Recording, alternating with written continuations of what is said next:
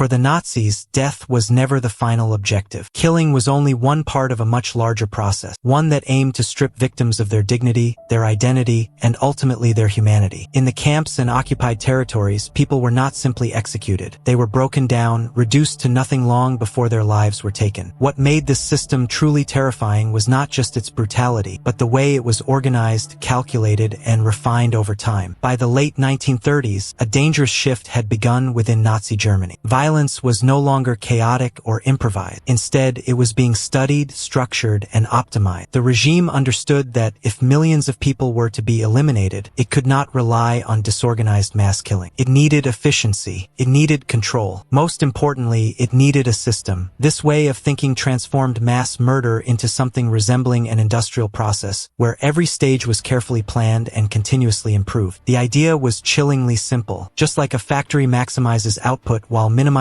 cost and effort, the Nazi state sought to do the same with death. Transportation networks were analyzed to move large numbers of people as quickly as possible. Labor was extracted from prisoners until they were no longer useful. Methods of execution were evaluated not based on morality, but on speed, resource consumption, and psychological impact on those carrying them out. Even the disposal of bodies became part of this calculated system.